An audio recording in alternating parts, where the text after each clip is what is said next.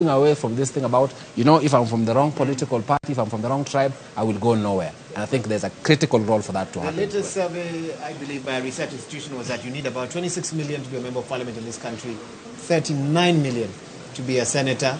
And that's in terms of what mobilization, and of course all these other things that Philip Kisi has spoken of.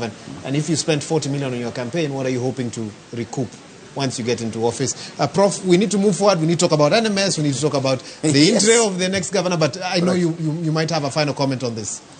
Yeah, but my brief comment on this is that we really need to look at this from a governance point of view rather than an individual. In fact, I think Philip could have gotten into trouble because he was, the star performer outside there. Myself, I'm quite excited that, we have almost 7 parties represented here on this gubernatorial debate. But also, what kept coming to mind, Nairobi has been terrible in terms of participation and engagement of citizens, hence the NMS issue. But then I was thinking about Mandera. That has been amazingly stable, where we had a governor who actually had no MCS. All MCS came from the opposing party. And when I sat with Roba and asked him, how is he governing the county? He told me, no. There are systems, there are programs, there's agreed, the MCS consult, there are house committees and so on, and it is his role as a governor to implement. And I was like, I wish so many other governors would look at this. And I think that's the biggest problem with this country and is the biggest problem with this county.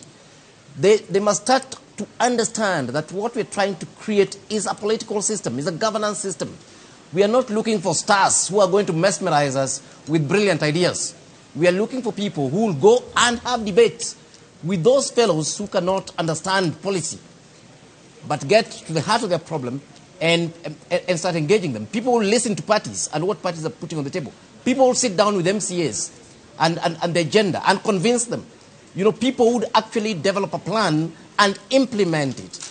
Not these useless buffoons, wearing gold dog chains and entertaining people. Those people have no space in governance. The future doesn't belong to them. I think we will leave it there for now. Let's switch gears. Let's talk NMS a little bit, because you cannot talk about Nairobi County for the last 5 years without referencing NMS, its record, what worked in your view, what didn't work as well. Wanjiru already made her feelings quite clear, so I'll come back to you shortly. Let me hear first from you, Philip Kisia. When the history books are written of the tenure of the NMS, what will they say about NMS in your view? What did NMS get right? What did it get wrong? Even as we discuss how it got into office. Now, I think our sister, Wanjiru, made it very clear that the route that the government took to put NMS in place may have had some faults. It was maybe, for lack of a better word, it was illegal, because it did not involve the people who are being governed. But that aside, was it necessary, given the time that this presidency had left? He had 2 or 3 years left in office, and Nairobi being the capital, he had to take action. So maybe, other than blaming the person who took action, we probably need to relook at the act that governs counties. How fast can we remove a governor who is not performing? Because the process is too tedious. It takes time. By the time you remove him, his time is over. So back to NMS. NMS, of course, I think if, in terms of short term, there's something that you can see.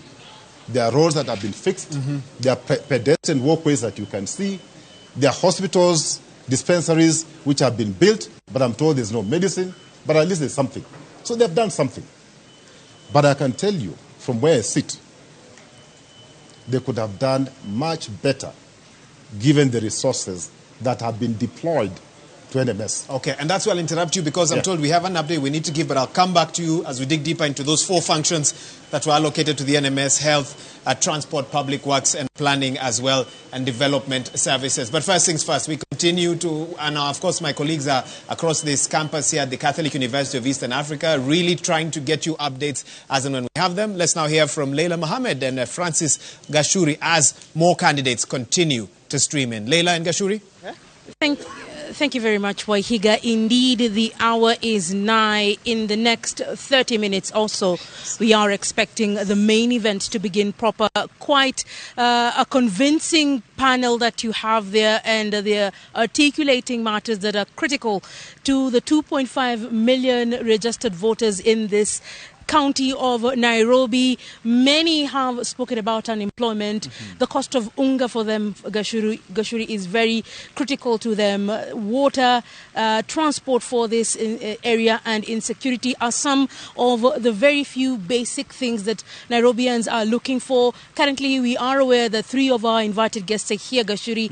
Maybe you can take us through a run of who these individuals are. And we also have our other crew members who are in this expansive campus that is Kwea this afternoon. Absolutely. And just before I go there, Leila, it is important to point out that Nairobi, just as a critical county as it is, home to millions of Kenyans, 4-point-something million of them, 2.5 million of them registered as voters. Some of the critical issues they will be looking out to when they are deciding who will be the next governor of Nairobi County include basic issues like economy, the county's economy, cost of living, infrastructure, transport, water, sewerage, such facilities, such services. Remember, quite a number of these functions are also devolved, but much as they are devolved, remember there is the relationship between the national government and the county government. Nairobi County, Leila, receives their biggest chunk of the devolved resources every financial year. So you're also looking at a person who can be able to manage the resources that will be allocated to county government of Nairobi. And not just the county government of Nairobi, but also the resources that are sourced from within, the licenses that people pay, the levies that people pay. So you're talking about a budget running to close 30 billion shillings. So you need somebody who has the capacity to manage the resources. And so their ability to respond to the questions that will be posed by our moderators and our panelists, insofar as the question of economy is concerned, is very, very critical. So if you wanted to come to this debate, please don't. Stay at home, watch the TV stations, listen to the radio stations across the country. Even the digital platforms will be alive, because if you're not an invited guest, you will not be able to get access to this facility. Our colleagues Beatrice Gatonye and Frederick Muitereri will be at the registration desk, and they will be taking you through what is happening there. And so the guests continue to arrive. And by the way, Leila, I see people asking questions. Why do we have 2 separate debates, 2 tiers of debate? One, because there's a series of opinion polls that were conducted, and those who got 5% and above will participate in the first tier of debate, and those who got less than 5% will participate in the second tier of debate. So the second tier of debate will begin at 5:30 p.m. up to 7 p.m. and the first tier will, the second tier of debaters will have their time between 5:30 and 7 p.m. And then 7:30 p.m. to 9 p.m., the first tier of the governor candidates will be here. And so, Leila, let's go to the registration desk where Beatrice Gatonye is. And Beatrice, kama mtu anataka kutoka nyumbani aje kwenye hii debate, anaweza kushiriki? Beatrice, kabla hujazungumza, zulia nyekundu ipo tayari. Sijui ulipo ni shughuli gani ambayo inaendelea kwa sasa, manake in less than 25 minutes the main event is expected to begin proper. Kindly give us a mental picture, physical one, on what is happening at the exit or the entrance of this campus.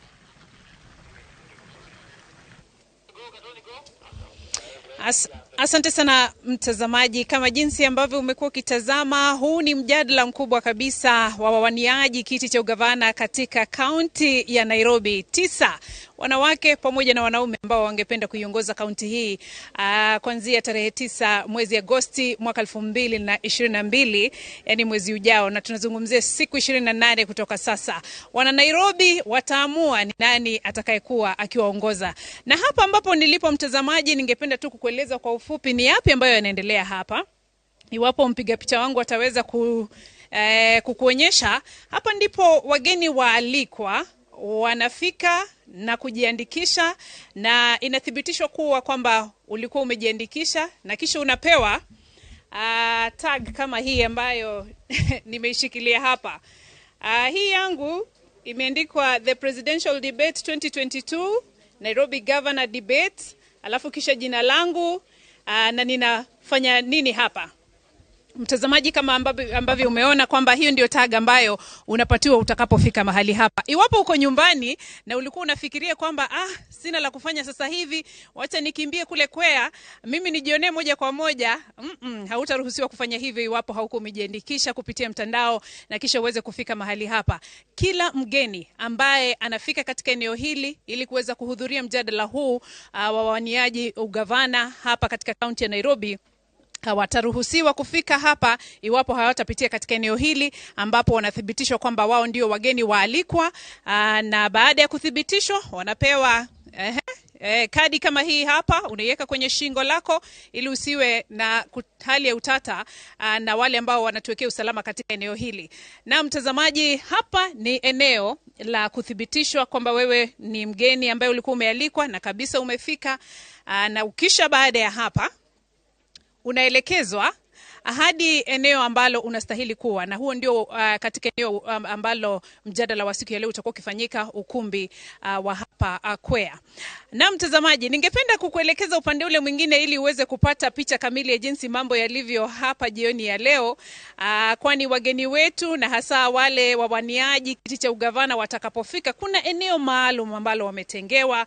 Watakapofika wanaketi, wanapumzishwa, wanapewa kikombe cha maji, sharubati kidogo hapo, ili waweze kuwa katika hali nzuri kabisa watakapofika pale kwenye ukumbi kuweza kukabiliana na kuwaeleza wana Nairobi yale ambayo wananuia kuwafanyia. Na kwa sasa naomba nikuelekeze kwa mwenzangu Frederick Muitereri ambaye yuko katika eneo hili maalum ambapo wageni ambao tayari wamefika atakuwa kitueleza ni akina nani wamefika na wanajihisi vipi jioni ya leo, wamejiandaa vipi ili kuweza kukabiliana na wenzao katika mjadala huu wa wawaniaji ugavana katika kaunti ya Nairobi. Frederick Muitereri, iwapo unanipata, mpira kwako. Shukran sana Beatrice Gatonye kutoka shirika la KBC. Mtazamaji, jinsi ambavyo ulielezwa hapo awali ni kwamba matangazo haya yanakujia kwako kupitia televisheni zote humu nchini, vile vile radio zote za kitaifa na radio zote za mashinani, zaidi ya radio na televisheni 85. Kufikia jana walikuwa wamesema kwamba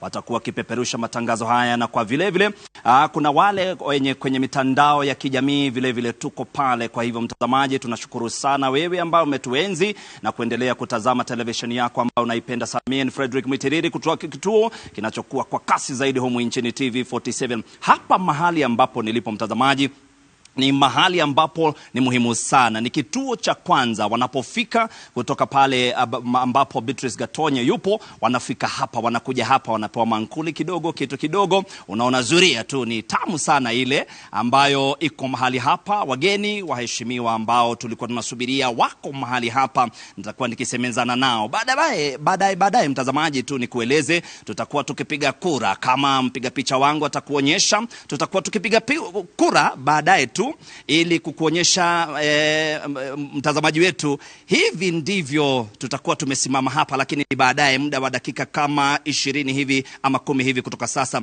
Lakini kwa sasa mtazamaji, sababu hapa ndipo tunaita kwa kimombo holding area, mahali wale ambao wanawania ugavana mwezi wa Agosti tarehe 9 wapo hapa. Nizungumze na wawili watatu ambao wamefika hapa, wanieleze wanahisi kiwewe ndani yao au wanasema kwamba wako tayari. Nianze na Haman ambaye ni kijana mdogo sana, miaka 25, ambaye atakuwa kiwania ugavana kwenye county ya Nairobi. Asante sana. Thank you so much for coming today. How are you feeling today?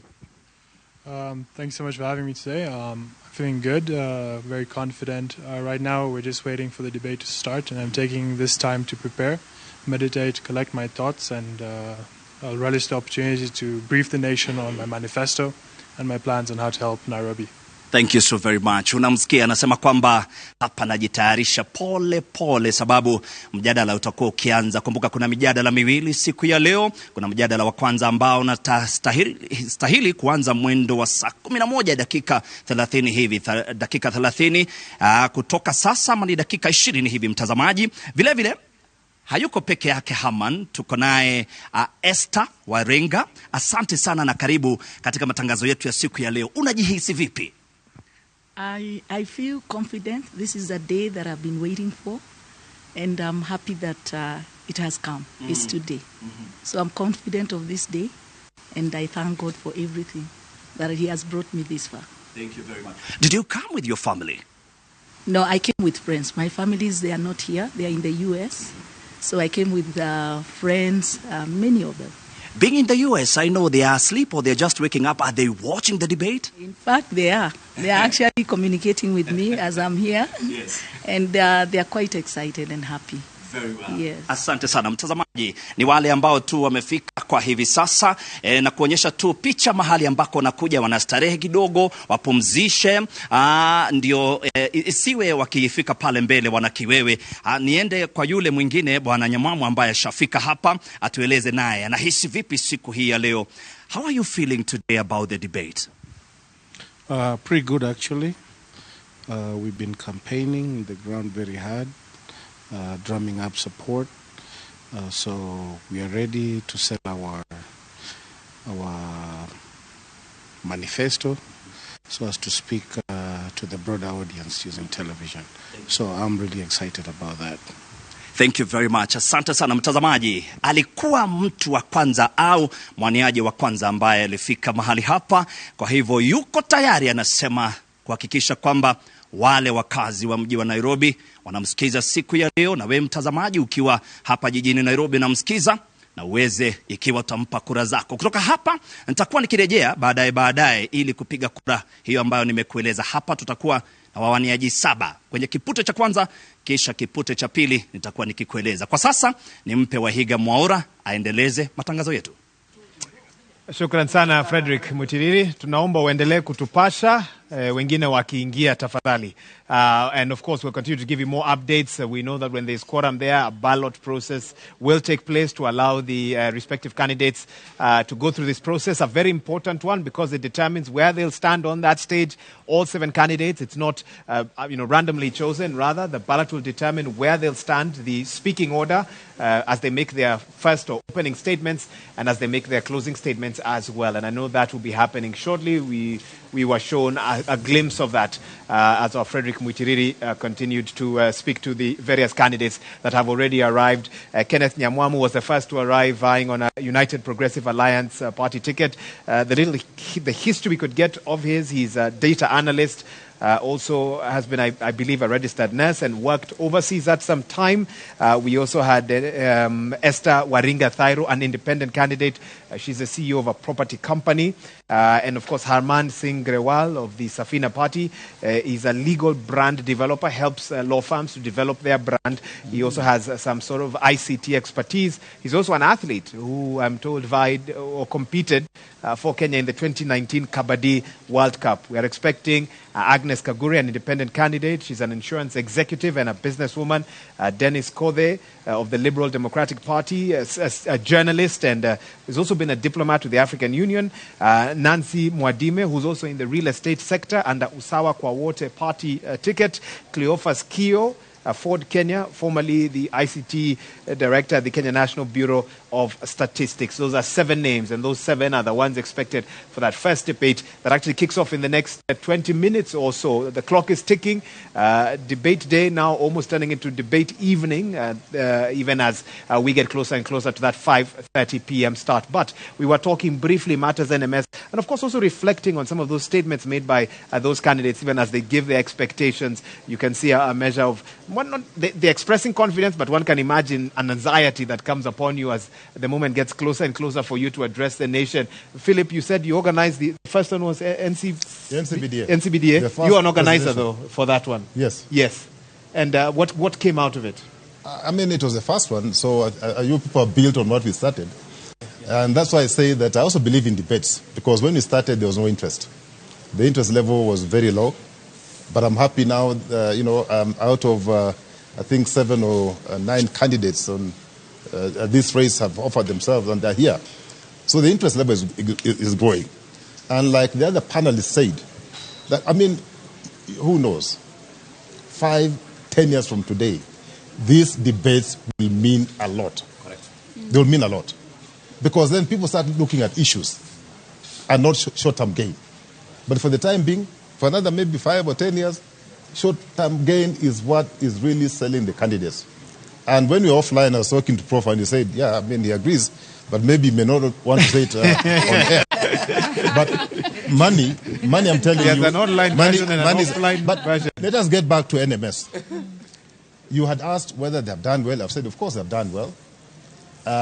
Considering where they took the county from, would you have better have the governor who was elected, who probably was not doing a very good job, or rather have NMS who have done something?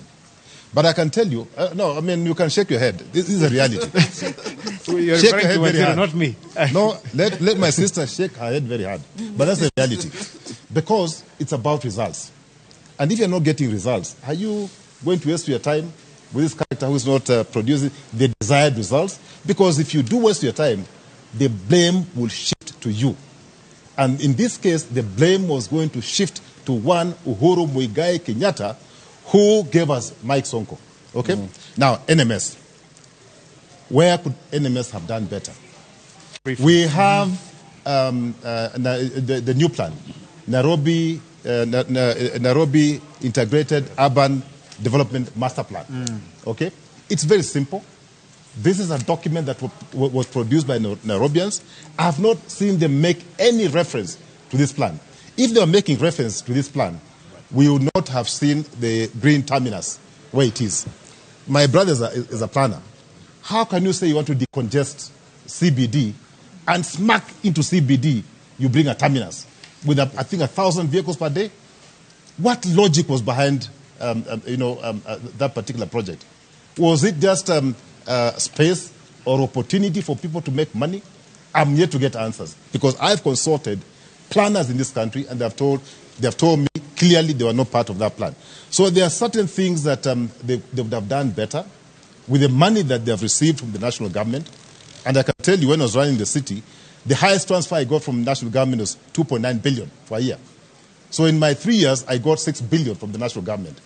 NMS, I think, in the last 3 years, I've got what? Almost 70 billion? Almost 70 billion. They've handled almost over 70 billion. We must be seeing that 70 billion, not just in infrastructure, like health centers that have been built. We must see health centers that are equipped, that have medical doctors, that have nurses. What is the point of having a good building without medicine, without the personnel? Okay. Well, in a most recent interview with NMS, there was the challenge of a previous debt that the county owed, the Kemsa, for example. But we can get into that a bit later on. You've referenced Prof. Menya, so let me allow him to immediately jump in. And you've talked a bit about the logic behind the expressway. He's brought up the terminus as well. Let's talk about the thinking around these projects that were meant to decongest the city, and of course the role of NMS in implementing some of them. Yes, thanks, Wahiga, and agree fully on this one with my brother here, that there are two issues here. I mean, in our law, it's quite clear that public expenditure must be done according to a plan, not Prof, outside it's of a only plan. on a panel Yes. like this one I can interrupt a professor. In ordinary life, it wouldn't be allowed. The balloting is happening. Let me immediately take our viewers there, where we'll get to determine the order in which they will stand at that auditorium. Frederick Mwitiriri. Shukran sana Wahiga Mwaura, jinsi ambavyo umesema ni vizuri sana. Ni kwamba kitu ambacho tunaenda kufanya wakati huu ni kwamba tutakuwa tukipiga kura. Tuko na wawaniaji 4 ambao wamefika kwa hivi sasa. Wale wengine 3 tutawasubiria wakifika. Iwapo wakati ambapo wataingia, tutapiga kura nyingine. Lakini kwa sasa, sababu tuna wawaniaji 4, hao ndio tutaanza nao. Watafika hapa, watachukua nambari hivi. Ile ambayo wataichukua, hapo ndipo mahali ambapo watakuwa wakisimama. Tutaanza naye Haman, if you can come. You can pick a number in here and then show us. Very well. You can show the camera. Amechukua nambari 3, kwa hivyo nambari 3 imeondoka. You can have your seat. Thank you very much. Ma'am, asante sana. Chukua nambari kisha utuonyeshe. Amechukua nambari 1, kwa hivyo atakuwa akisimama pale akiwa nambari ya kwanza. Asante sana. Thank you very much. Please, if you can come, Mr. Nyamwamu. Asante. Chukua nambari pale kisha utuonyeshe. Mtazamaji, tunafanya matangazo haya kwa uwazi kweli. Amechukua nambari ya 2. Asante sana. Thank you. You can have your seat, sir. We appreciate. Ma'am, karibu sana. Tunapiga kura jinsi ambavyo atasimama wakiingia kwenye mjadala. Anafungua kwa sasa mtazamaji. Amechukua nambari ya 4. Asante sana. Tunashukuru sana. Hao ndio watakuwa kiingia hivi sasa. Nilikueleza kwamba mjadala utakuwa ukianza mwendo wa saa 11 dakika 30. Ni dakika kama 10 hivi kutoka sasa. Tuko naye Haman ambaye yuko eneo hili ambaye atakuwa kiingia pale ndani. Vile vile tuko naye Esther Waringa ambaye yuko hapa ndani. Nyamwamu yuko hapa ndani. Kisha tuko naye candidate wa 4 ambaye yuko hapa ndani. Hao wote 4 watakuwa kiingia pale ndani na kisha watakuwa kianza mjadala wakiwa wote 4. Tulikuwa tunatarajia 7 lakini 3 wakiingia sababu Nairobi huijui. 3 wakishaingia tutakuwa wakiingia pale mbele. Kwa hivi sasa tutakuwa tukirejesha matangazo haya kwake Wahiga Mwaura kisha atatuelekeza tutaenda kwapi. Well, the clock is ticking indeed. The debate starting in the next 11 minutes or so. 4 candidates here waiting for another 3 more.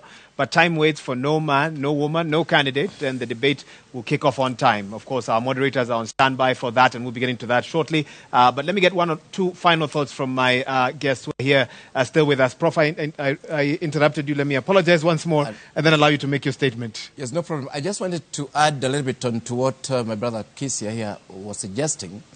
If you look at our law, the Public Finance Management Act, County Government Act, Urban Areas and Cities Act, and others, the law is clear that expenditure must happen according to a plan. And planning has to be integrated. And planning is participatory, so it's meant to be a mechanism of accountability. So I know that people were saying NMS built an hospital, built a road. The question is, what plan were they implementing? Were they implementing the county integrated plan? Were they implementing an annual development plan from the county assembly and so on? Because the way that was structured was that the participatory space was left for MCAs and with no budget. And then meanwhile, I mean, you had NMS that was doing things. I think as Kenyans, we need to really think why we have the systems and the laws the way we have them. Particularly on the matter of accountability, not just through the systems that we have, but also accountability to the population. I don't care if you gave me a good dictator who's delivering roads and so on. Who told them I need a road?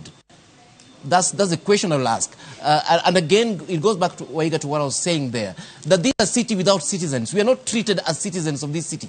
Nobody listens to us. Badi and his people wake up in the morning and create those ridiculous things that Philip was talking about. And now they're talking about, they're even trying to connect expressway to the CBD that will actually be adding insult to injury. I had somebody from national government saying they forgot to put that one. I mean, it's stupidity. And meanwhile, we have a new plan that actually spells out how the transport system within the city should actually function. All you need to do is to get somebody with a small brain to implement those plans. But what we actually have is an autocratic system that, as far as I'm concerned, has no place in the spirit and the letter of the Constitution of this country. Philip Kisia, in one sentence, because I know Karen needs to speak, Prof. Dota needs to speak. Technocrats don't listen to politicians, or politicians don't listen to technocrats? I think what do you say in one sentence? In most cases, politicians don't listen to technocrats. Very unfortunate. Very unfortunate. Prof. Dota, come in and weigh in on this NMS discussion. You are reading even as the tenure of NMS should be coming to an end. I think several things about NMS. The NMS problem did not start with NMS.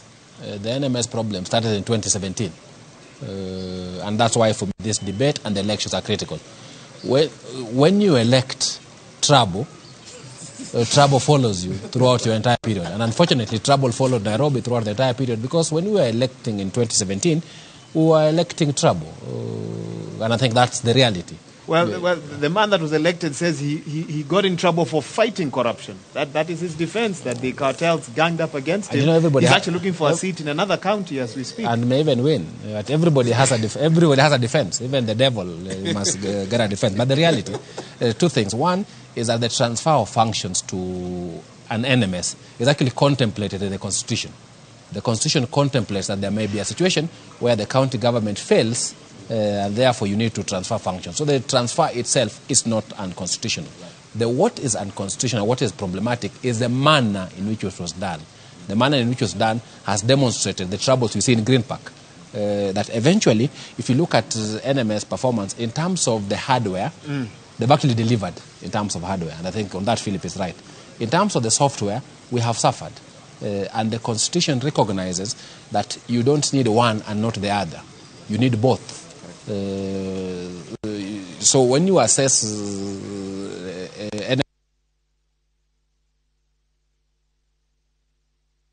look at it. I'll interrupt you because I'm told I have 1 minute to a break. Let me allow Karen to speak on NMS brief. I have 1 minute before I take a break. I will talk about the bit of listening to the citizens. Leaders need to listen, but a number of times they don't come from a place where they genuinely want to do something for the people, and therefore they will listen. Even when it comes to public participation, it's more tokenistic than meaningful. Look, for instance, at the number of young people in prisons today. It's crazy. Look at insecurity. You cannot be walking around the city past 7 p.m. Look at the healthcare system within the city. People getting locked up in hospitals because they cannot afford to pay to then live. Look at education in terms of the inequality. Young people studying in the informal settlements versus in the upmarkets. All these questions, if you have a good leader or you have good leaders who then tap into the power of technocrats around them and make sure implementation is done to the latter, implementation of the plan is done to the latter, and there's accountability, and you listen to the people, because then the power belongs to the people. But as it is now, the power belongs to those in positions of authority. That is how you see it, and I'll cut it there. I know we need to interrogate that further. I know Wanjiru have your debt. I will repay it after the break. Let's take a short break. You're watching the inaugural Nairobi gubernatorial debate organized by the Presidential Debate Secretariat. And of course, it looks to be an exciting one. First one kicking off at 5:30 p.m. Next one at 7:30 p.m. You don't want to touch that dial, whichever station you are watching or radio station you are listening to. Let's take a short break. We'll be right back. We're live from the Catholic University of Eastern Africa.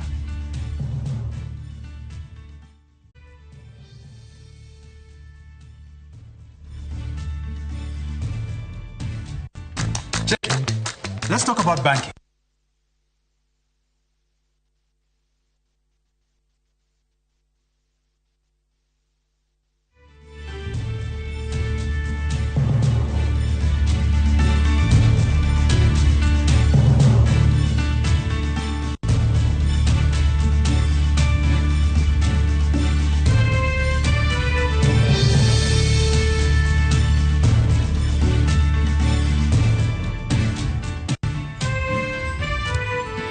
Good evening and welcome to the Pop Poll, the 6th Learning Resource Center. Candidates running for the office of governor of the city of Nairobi.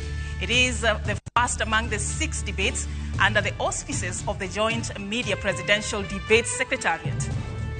The candidates participating in the debate have agreed to the rules and the guidelines requiring them to conduct themselves with utmost decorum, address each other with respect, and extend honor to viewers watching this debate live across all Kenya's broadcast media platforms. The candidates in the debate have also agreed to adhere to their allocated time. Each candidate has 2 minutes to make an opening statement, 1.5 minutes to answer a question, and 60 seconds for a rebuttal. The topics have carefully been selected after a thorough assessment of sentiments of the regular residents and voters in the city of Nairobi. In line with the debate rules and the best practices, the questions we shall ask have not been shared with any of their campaign teams. Neither were they discussed or formulated in conjunction with anyone. The questions are entirely our own. An invited audience seated here in the auditorium has also agreed to the debate rules. They have been fully briefed that cheers, jeers, or any other form of noise is not permitted during the debate. We, however, make the exception now as we request the audience to applaud and welcome candidates to the stage.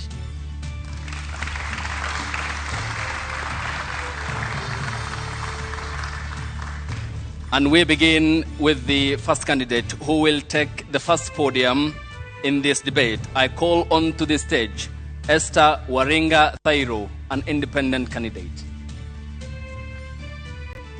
You can give them a round of applause.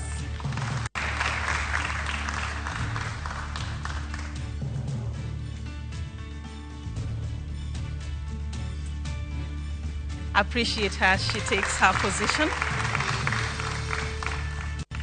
And the second candidate we're going to be engaging tonight is Kenneth Nyamwamu of the United Progressive Alliance Party. Let's appreciate him.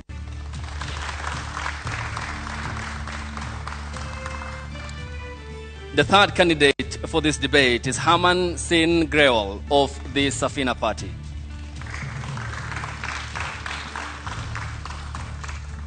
Also with us tonight, we have Nancy Mwadime. Nancy is running for the gubernatorial race under the Usawa Kwa Wote Party.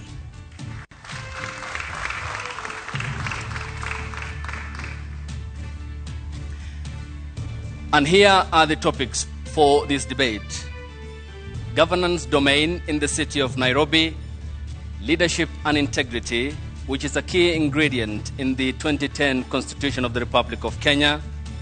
We'll also be addressing transport issues, and utmost important and of importance, we'll also be talking about the living standards in the city of Nairobi. And we begin this debate by just giving you a chance to tell Nairobians who you are and what your vision for the city is. I'll begin with you, Esther Waruga, in order of the ballot that was just done a few minutes ago. You're the first candidate to have your 2 minutes to tell the city who are you and what is your vision for Nairobi residents. Thank you so much. My name's Esther Waringa Thairo.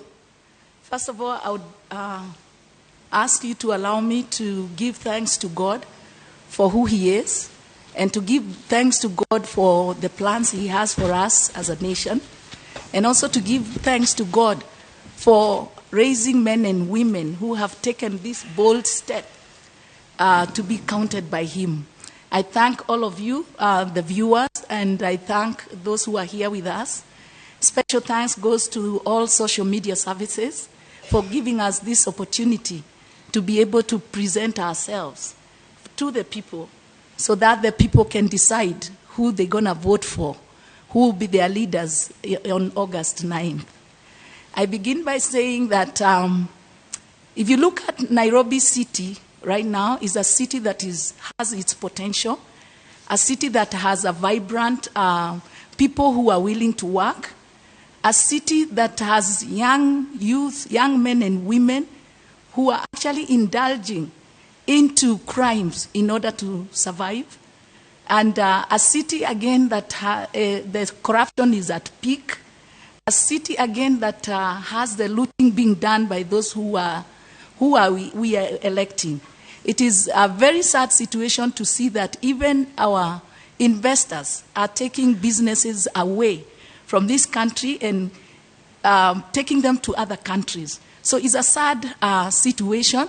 And I'm here to say that once I've been elected, I'm going to give an authentic, transformative leadership. And I was born and raised in Kawangware. By then it was known as a slum city. But I did not look at myself as a slum girl. But I saw myself as a girl in the slum.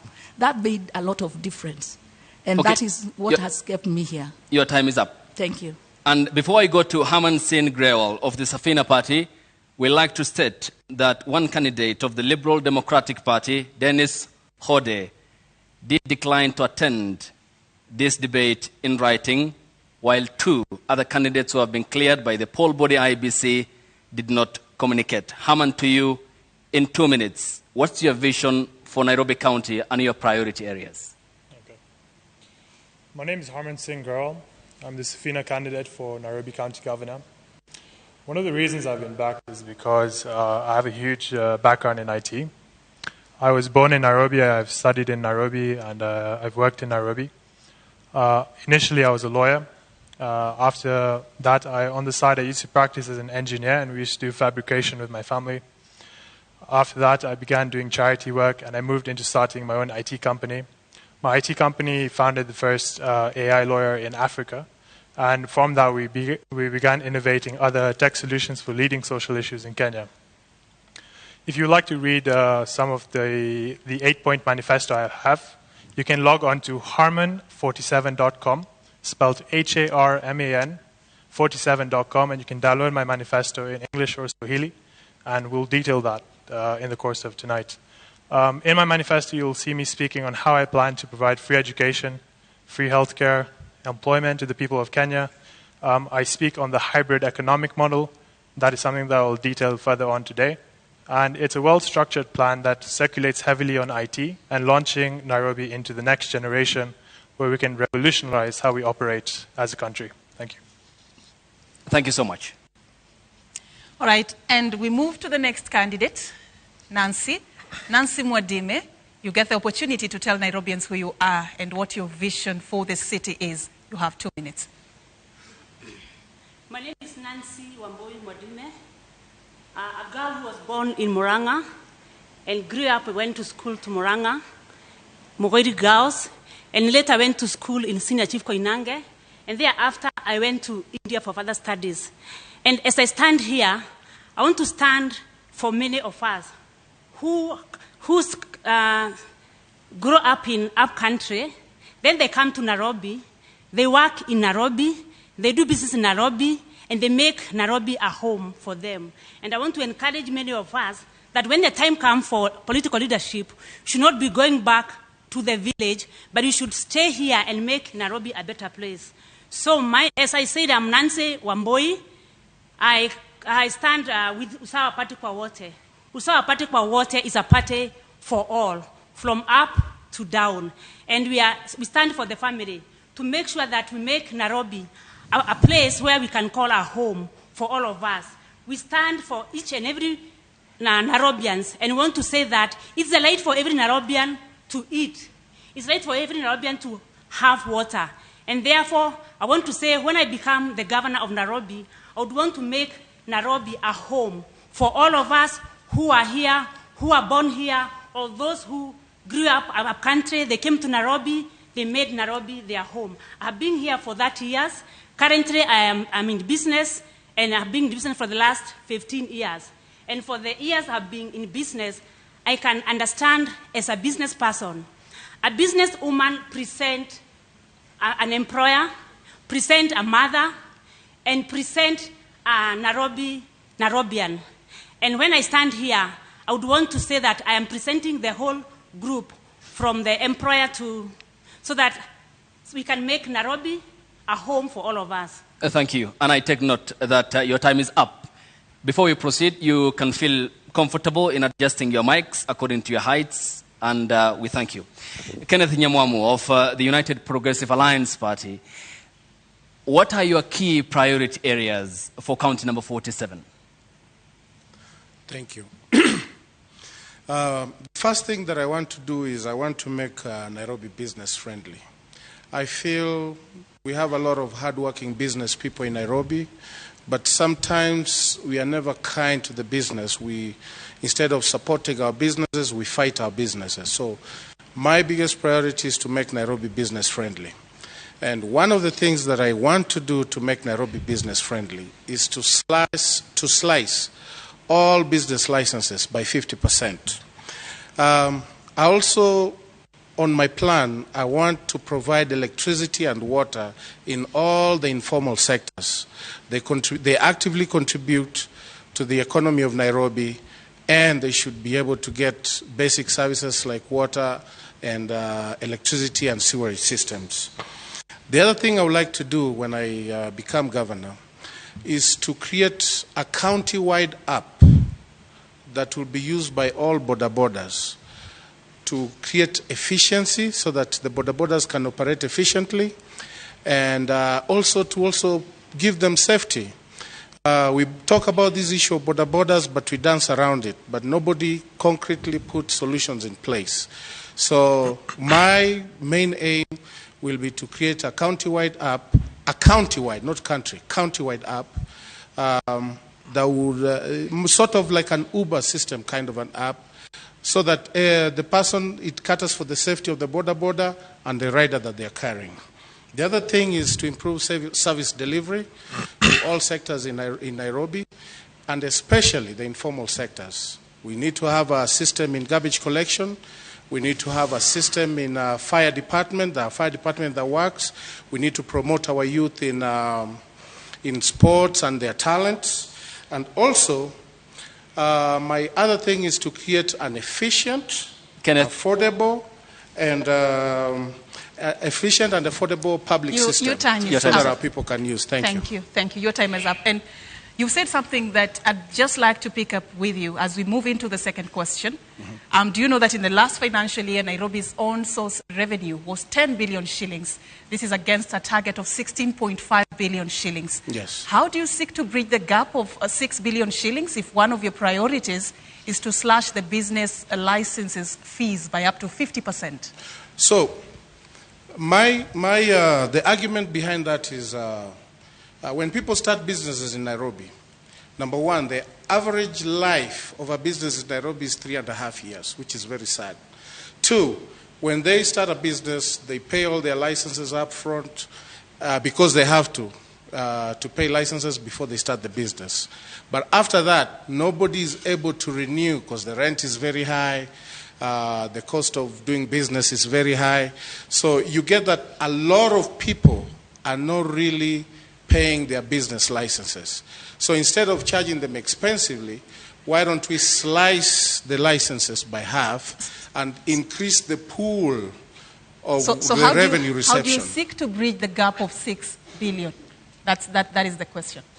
Well, you asked it in reference to me slicing the business licenses. So that's how I'm answering and saying, if we increase the pool of people, who are paying these licenses, then we'll have the 6 billion.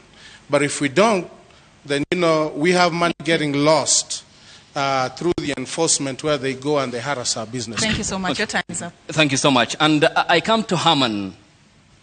When you talk about finances, they are key because under the devolved system of governance, funds do follow functions. And according to the Commission of Revenue Allocation 2019, the county can easily collect 78 billion Kenya shillings potentially, but only manage 11 billion. I mean, this is a big loophole. How will you seal it? So I think we need to reflect on how there are many revenue streams that do come to us in Nairobi County. It's a question of, is that 10 billion an actual figure? Or is the actual figure a lot higher and a lot is lost? So I think something we need to concentrate on is regulating the corruption that does take place. And this is why a huge part of my manifesto dictates how we should digitize the payments coming to Nairobi County Council. There should be no point where we're receiving cash for any payments because it's very difficult to track cash payments. Also, I spoke on how we need to have better revenue generation streams for Nairobi County. Business permits aren't the only way we can generate money as a county. Something that has frustrated me is that if you look at Kenya's parastatals, a lot of them have struggled to raise revenue for the government operations. And I feel that also if we tap into parastatals and we create new parastatals in Kenya, we can generate revenue. Like something I pushed for was creating the biggest call center in Africa in Kenya. And that's something that we can also provide jobs for a lot of Kenyans because the minimum wage in that call center would be about 20,000 per month. So I feel like we should concentrate on reducing corruption and regulating the operation of parastatals and bringing in new parastatals into Nairobi. Thank you. Thank you. And we move to you, Nancy Mwadime. You spoke very passionately about making Nairobi a home, and that was part of what you wanted to do if elected governor on the 9th of August. I want to understand from you how you seek to bridge the gap of how much money Nairobi generates vis-a-vis what it potentially can generate. how to make Nairobi a better home. And the first thing we need to do is take care of the business people to make sure that they're able to do their business without any harassment. And especially, I'll give an example of the hawkers. The hawkers, they go in the evening to do the hawking business. So when I'm the governor, I'll make sure that the hawkers are not harassed. In the evening from 5 p.m., we'll have some roads closed and allow the hawkers to do their business without any harassment. On the other hand, we'll also take care of the business sector, like the industry. We shall have dialogue with the business owners, and we see how we can improve the business or how we can make their work easier. On the other hand, we'll also work together with the industry owners to see how we can engage or how we can put some of our unemployed people into work for those industries. And apart from that, I'm also going to make sure that there is water. Water distribution is taken care of, because when we have water, we can encourage the Nairobi people even to do the family farming or the balcony farming. So with that, we are able to get some food available. Your time is up, but I'll add you 30 seconds just to come clear on something. You said you're going to work on making sure that hawkers are not harassed. And you know that some hawkers operate without the necessary requirements. Some dodge, the procedures that they ought to be going through to be able to operate a business lawfully within Nairobi. How are you seeking to make sure that they are not harassed, yet a big percentage of them operate without the licenses that are required, without paying any dues to the county? How are you planning to make this organized? I do believe with dialogue, everything is possible. I'll have dialogue with hawkers, and we see how we can stay together in the city of Nairobi, how they can do their businesses and they make money, they support their families, and how we can also charge a little fee which is affordable for them. Okay, thank you for your time. I come to you, Esther Waringa Thairo. On governance, it has underneath a lot of thematic areas, and the question of corruption comes up when you mention money in the city of Nairobi, and it seems endemic. What will be your approach? Well, with corruption, I know it's an issue that is big. I'm looking at, when I become a governor, I'll be in partnership with some bodies like DCI, EACC, where anybody who is employed, before they get the employment, they are vetted, and they should be people of integrity. I'm also looking at cutting down the loopholes of cartels. The cartels that are done that affect this city. One, we know that in the lands, Ministry of Land, land issue, it's an issue, especially when it comes to land that is allocated to the county.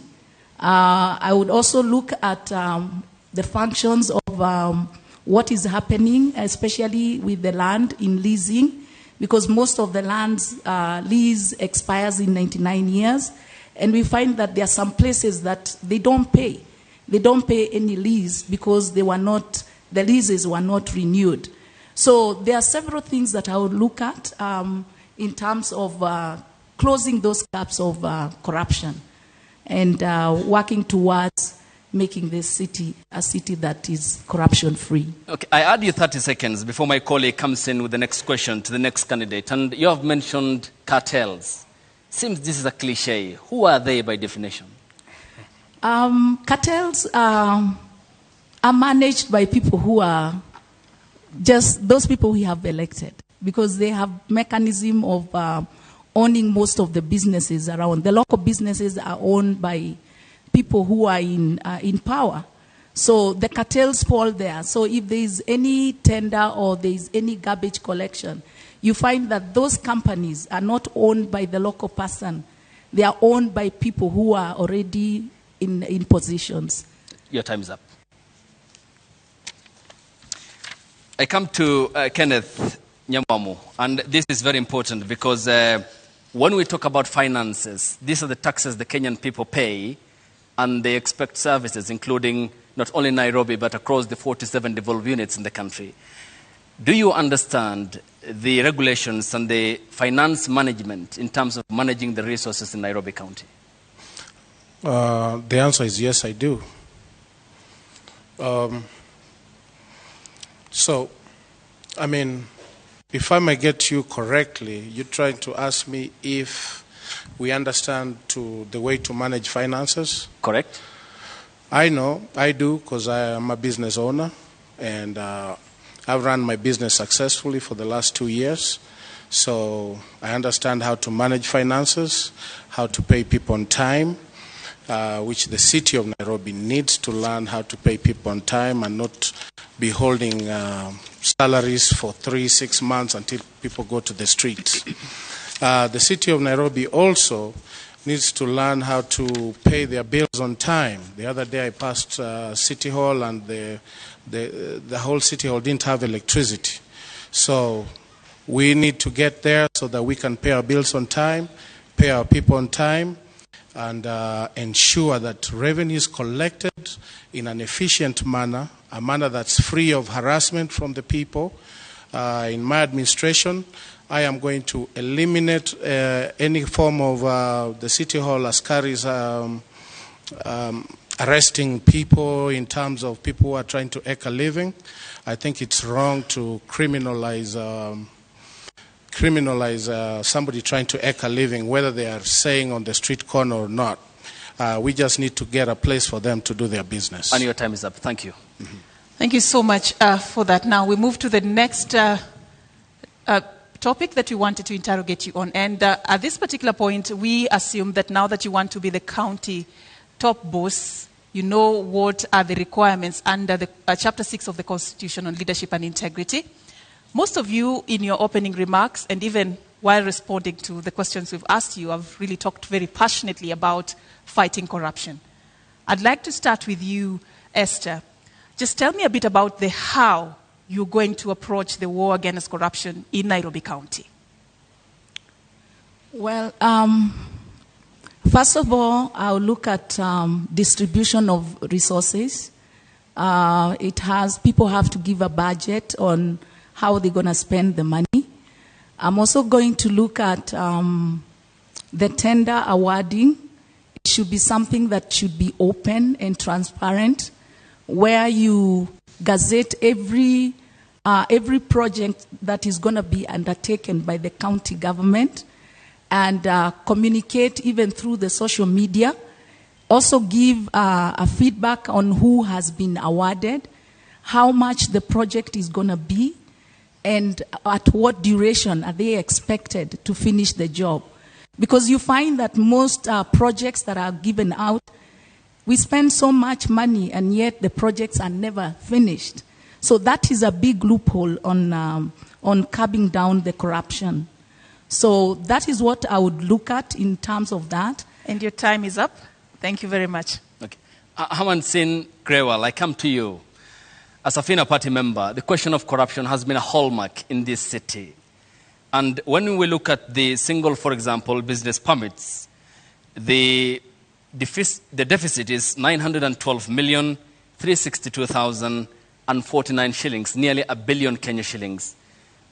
What's your approach in terms of addressing this deficit, which is only 64% of the required 100%? Mm-hmm. Okay. So, in terms of corruption and also the business permits, I cannot stress the value of IT. Because IT allows us to track everything that we're required to. Whether it comes to movement of finance, whether it comes to business permits, we can use geo mapping using Google Maps, and we can track businesses that are currently operating in different areas based on traction and M-Pesa movement. And we can understand that there's a business operating there. But that comes down to investigation. Also, another point I wanted to bring in is if I'm dealing with corruption, I've seen a lot of people are stressed out by KRA investigators. Mm-hmm. Why are KRA investigators not also the investigators for corruption in Kenya? So I feel that as Nairobi governor, I will digitize a lot of operation in terms of tracking, investigation, and further I will bring in the investigative abilities of KRA into my office. Thank you. Okay. How do you coordinate then with the Kenya Revenue Authority, which is the mandated national body, the taxman, yet you have a financial autonomy as a devolved unit in the event the people of Nairobi give you that mandate. Where is the striking of the balance between the KRA, the Kenya Revenue Authority, as you have mentioned, and the county finances in terms of the collection of the revenue? Okay. So the question is based on bringing in KRA investigators in, right?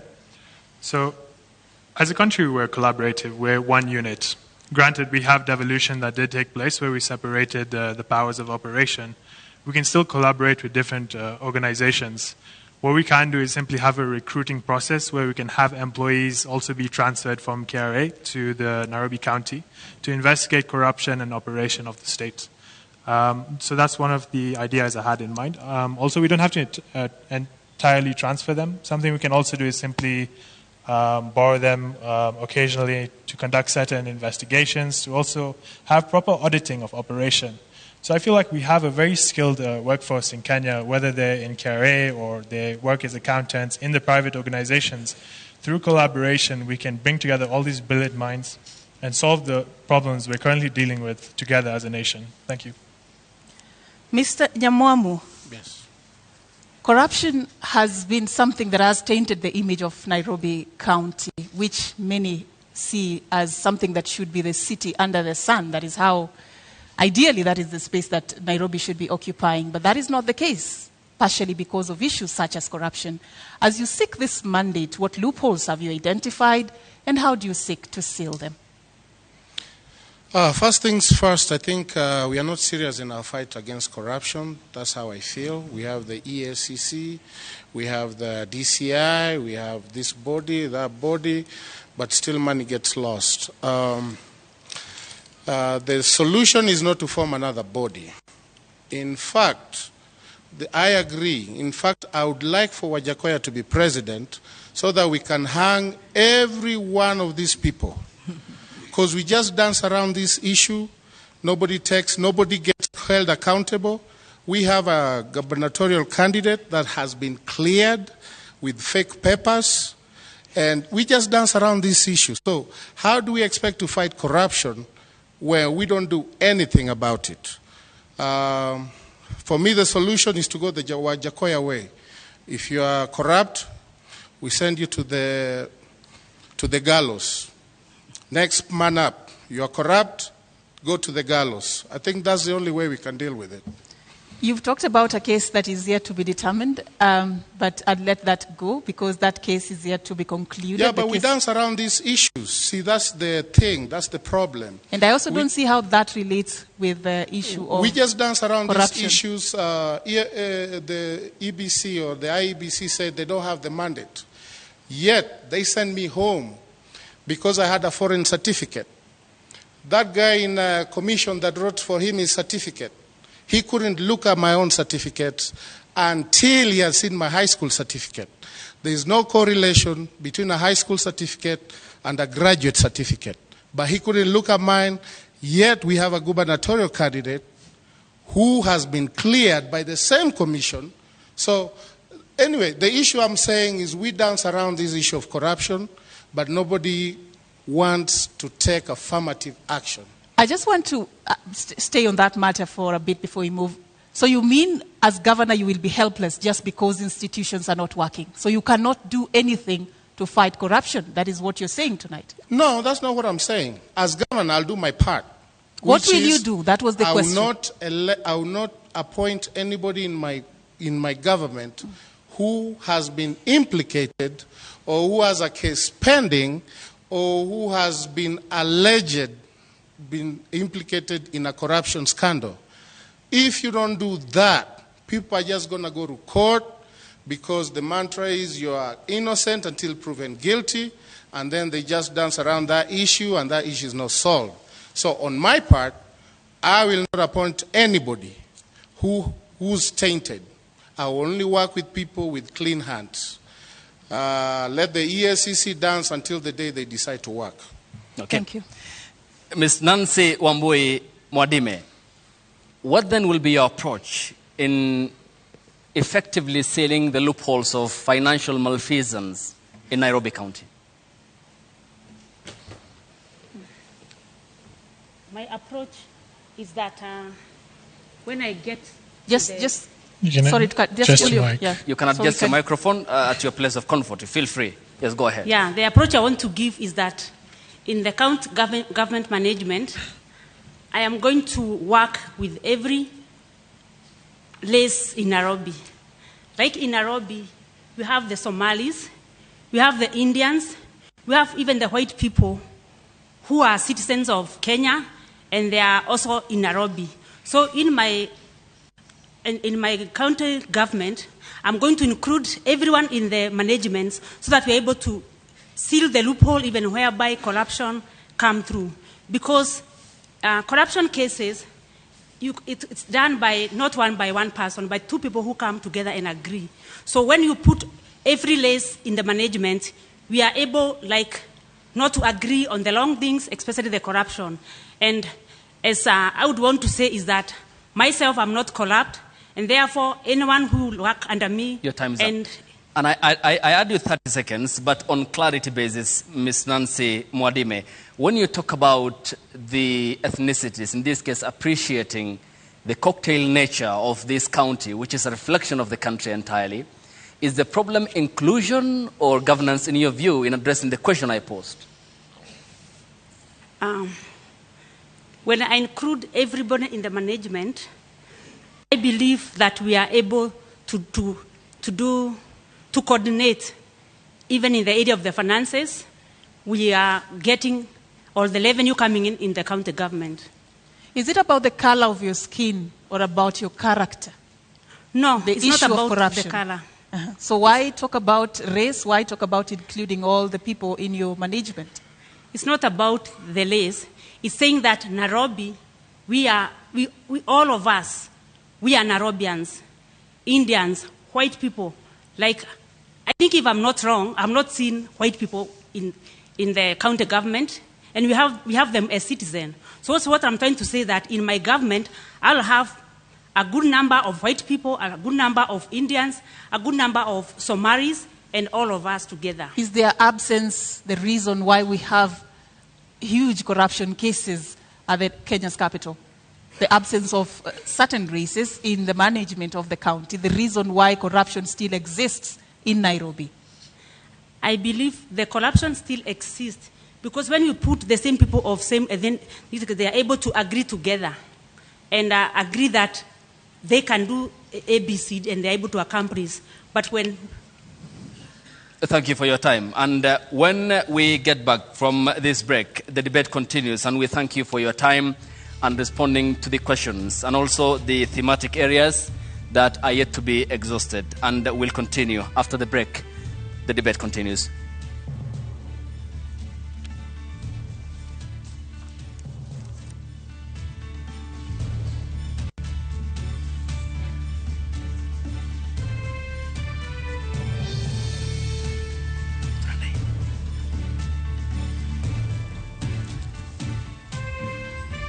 So don't just bank with us, bank on us. Yes, Timo. Enroll at Catholic University of Eastern Africa for courses in nursing, law, business, economics, computer science, education, community health and development, actuarial science, international relations, counseling psychology, regional integration and theology. September intake ongoing at Langata and Eldoret campuses. Email admissions@quer.edu or visit quer.edu. Quer for innovative, marketable graduates. I think the most important quality of a leader is wisdom, so that the decisions that are being made now, he knows how, it's like a chess player who sees 10 moves ahead. Unajua wakati ambapo mlipa ushuru analipa ushuru wake, anataka aone angalau kazi ya pesa yake ambapo anailipia. Pesa tunaamini kwa zinaishia kwa mifuko za watu binafsi. I think it's important that wealth is declared frequently, and if people have found ways to accumulate wealth very quickly, absolutely good for them, as long as, of course, that is done honestly and ethically. We need leaders who are well educated to understand the challenges that we face in the modern world. Kwa mfano, mtu mwenye amesomea ukandarasi wa barabara, mkiwa na kiongozi ambaye amesomea hiyo taaluma, una uhakika kwamba barabara za eneo lako zitakuwa zina usimamizi mzuri.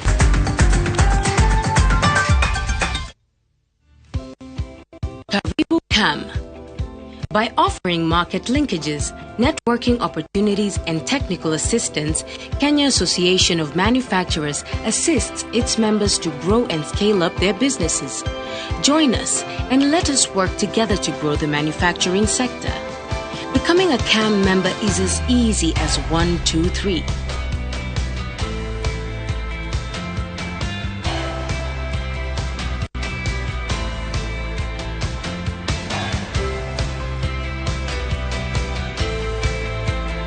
Kenya Association of Manufacturers, driving global competitiveness. What is a secondary school in Kenya? It ranges from 106 high-cost national schools educating 3% of the learners, where you find ultra-modern libraries and laboratories, the most experienced principals and teachers, and the best teacher-student ratios. Then we have 7,019 some barely established, understaffed, lacking basic facilities sub-county schools, educating over 60% of learners. Given that KCSE is the most consequential examination in our education system, isn't it fair that we level the ground for all learners to excel by narrowing the capacity gaps between the worst and best schools to deliver quality education? Usawa Agenda calls for a sub-county schools upgrading program and a change from the capitation model to enable small schools to grow. Without these, SDG 4 is a false promise to most Kenyan children.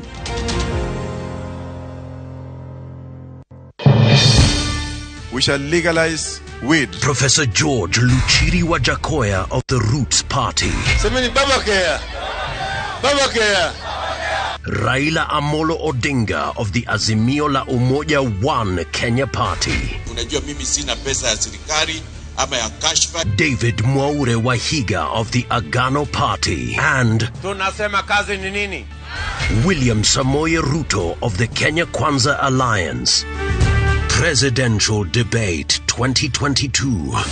Do not adjust your sets. Agnes Kagure, Independent. Cleophas Kiyo, Ford K. Dennis Kothe, LDP. Esther Thairu, Independent. Herman Growell, Safina. Johnson Sakaja, UDA. Kenneth Nyamwamu, UPA. Nancy Mwadime, Usawa kwa Wote. Polycarp Igathe, Jubilee. What would you like to ask your Nairobi gubernatorial candidate? Send your questions on video to the WhatsApp number 0796 560 560. You can also text your question to 22843. The Nairobi gubernatorial debate live from the Catholic University from 5 p.m. to 9 p.m. Monday, 11th July.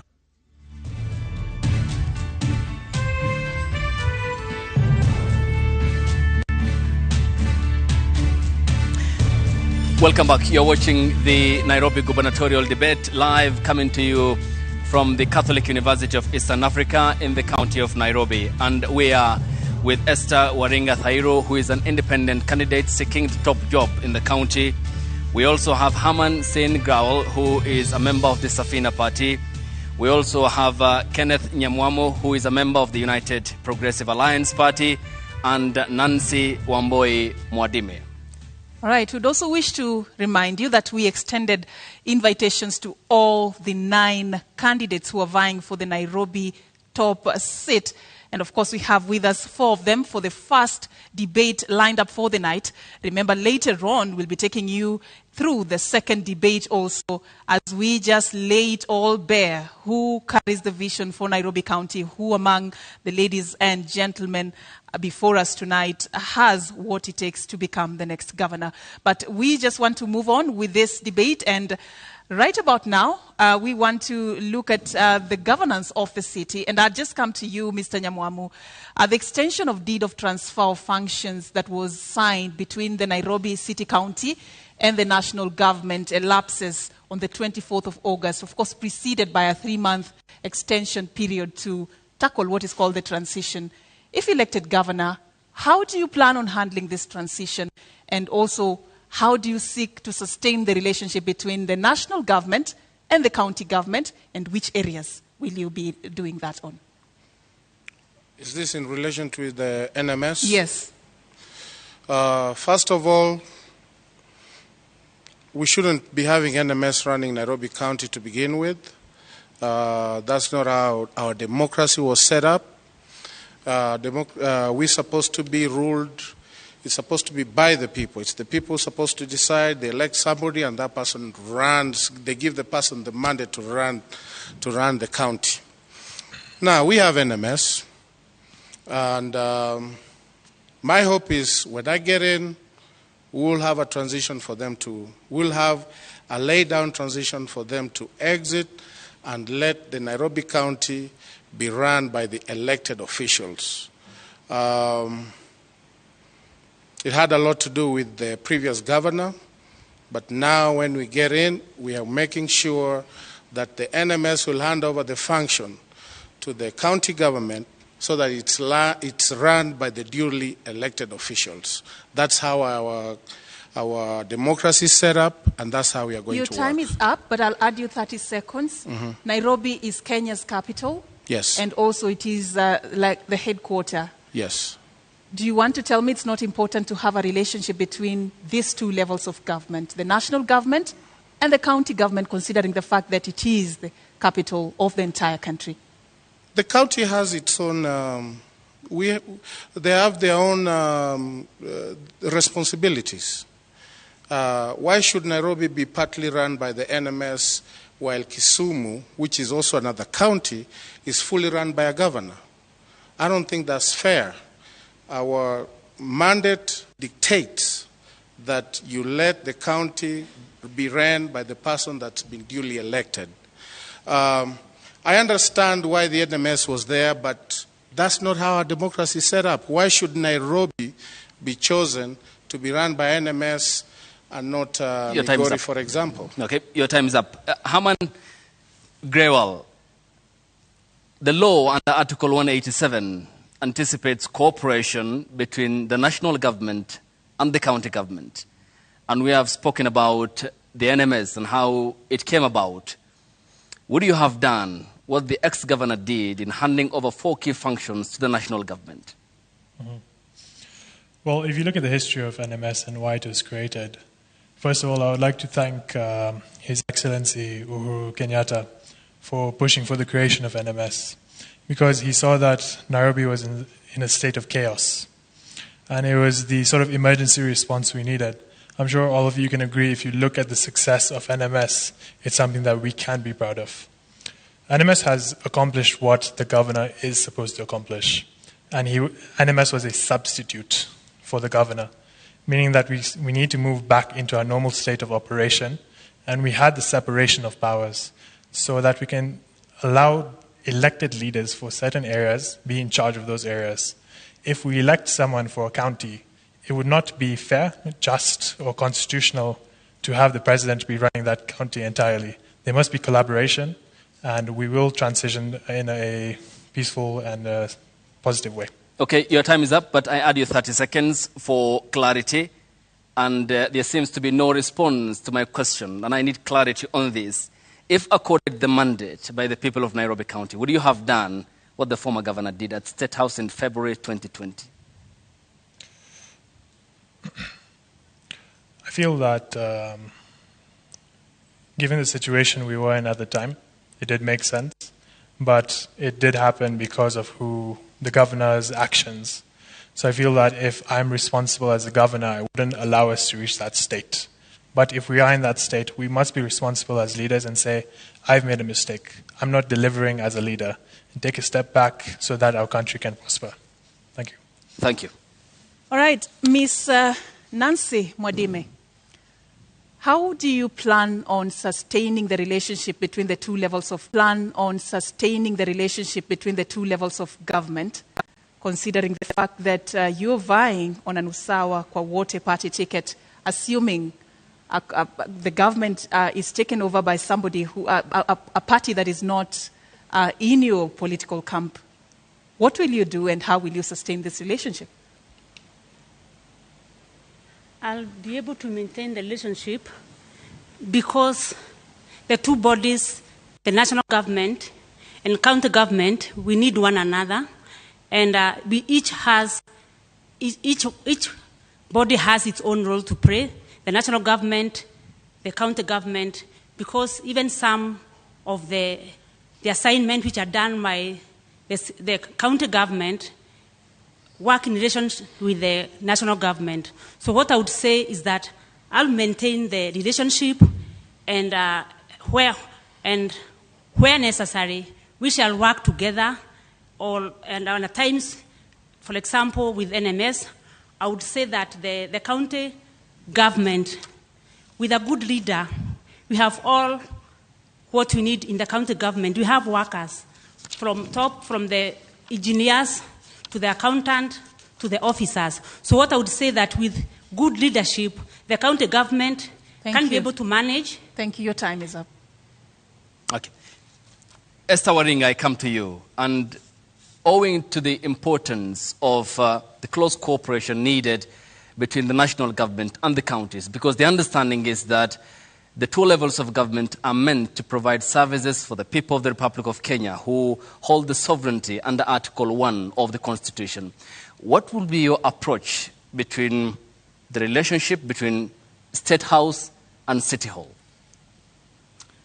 Well, a leadership of a nation, even though it has different bodies, is still one, because the objective is for the interest of the people who have the sovereign power.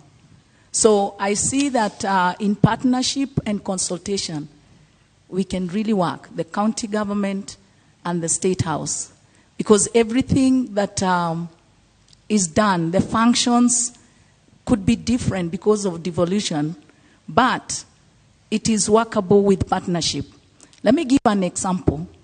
The county government holds the EAC level of education, but that does not stop a county governor to be in partnership with the national government to build a school.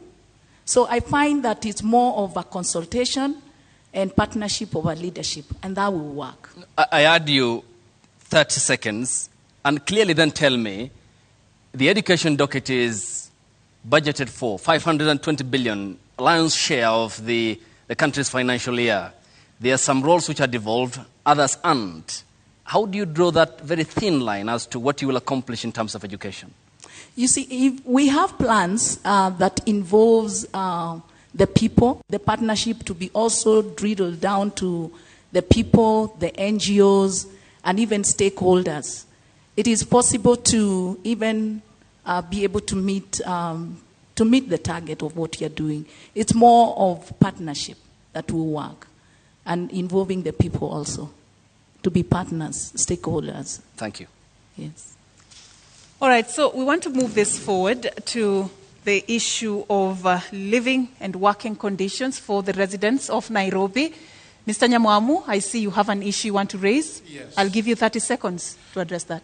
I just want to talk about this NMS county government thing. NMS is being headed by a military guy. Now, the government should act as an oversight it should be the oversight role in terms of overseeing what the counties are doing. But devolution was there to bring services closer to the people, and that's why we have devolution. So when we bring the government to come and actually get involved in the devolution functions, we are treading a very dangerous line. When Hilton started, he started very nicely. He delivered services to the people.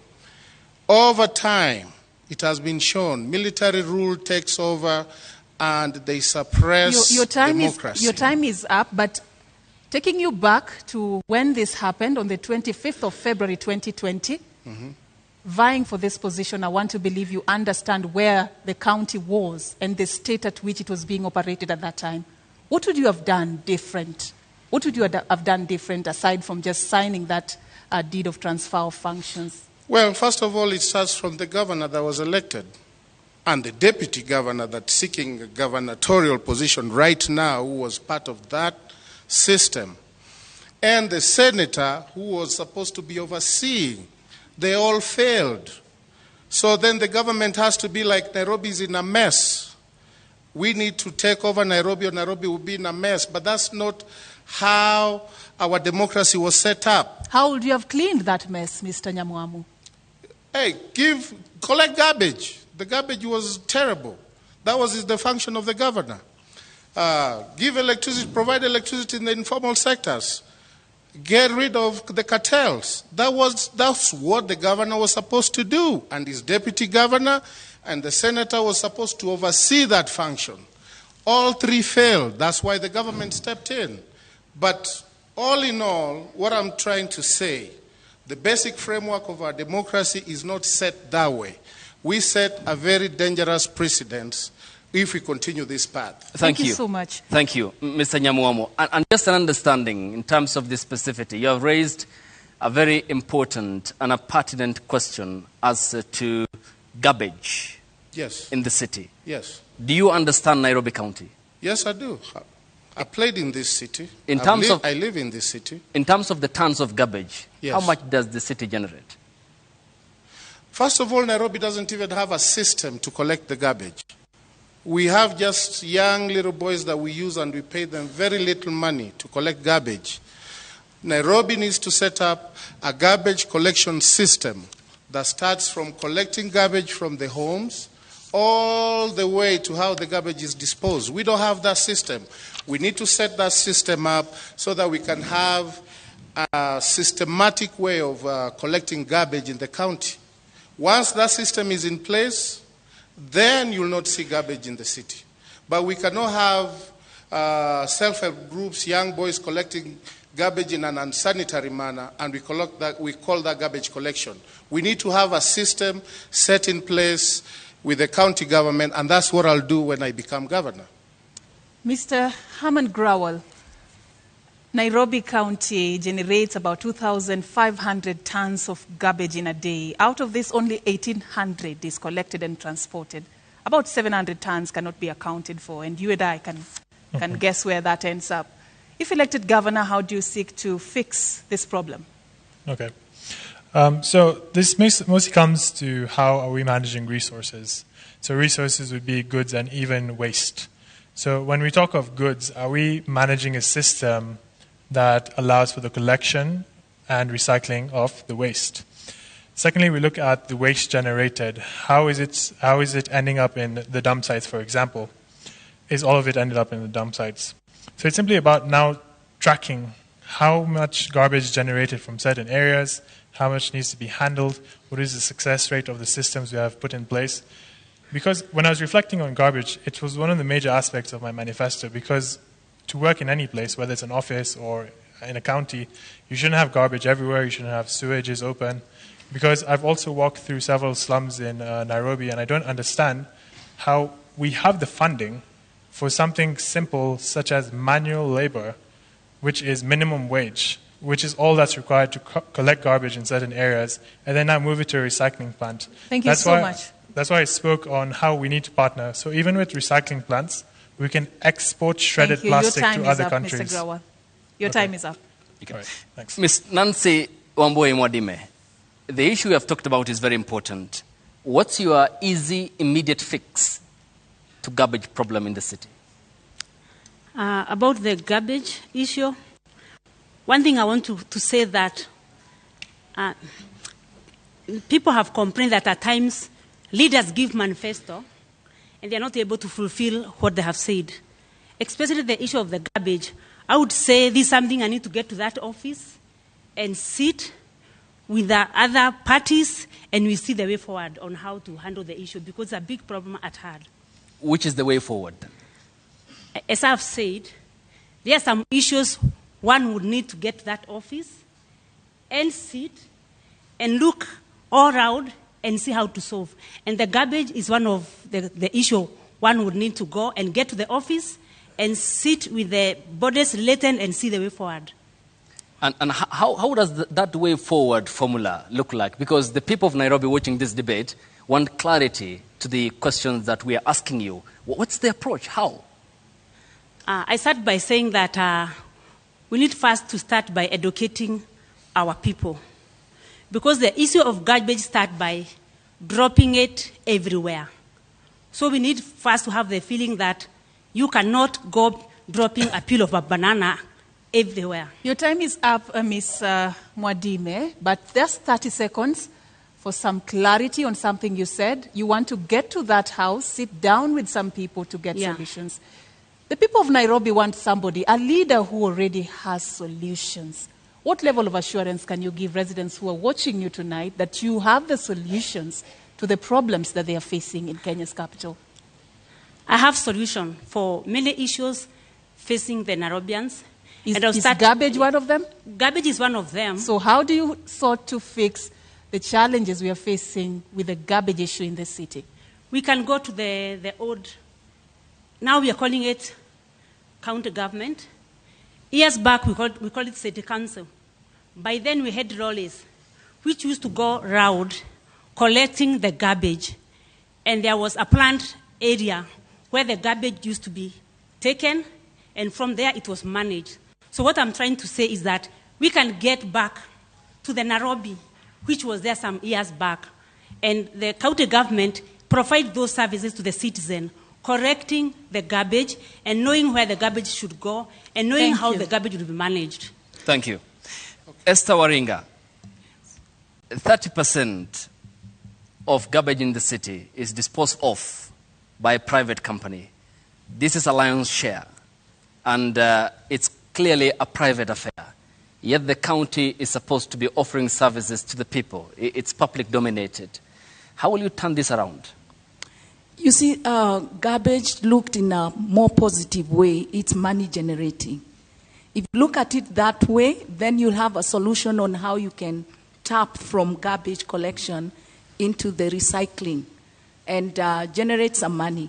So what I would really do is to have county government deal with the garbage disposals, where the garbage installation, collection bins are placed in every estate, in every slum area, on the streets, and then that garbage collection is done by the city government, and we build some collection dumping sites in ward level, and then after that we are able to partner with companies that do recycling. And then we'll ask them that since we have brought the garbage to you, to the dumping site, then we create employment. We ask them to employ people who will sort that garbage out. And then after that, whatever profit they make, your time is up, Ms. then it's able to, we ask them to give us a 30 Your time is up. But let me add you 30 seconds Yes. to be clear on that. Yes.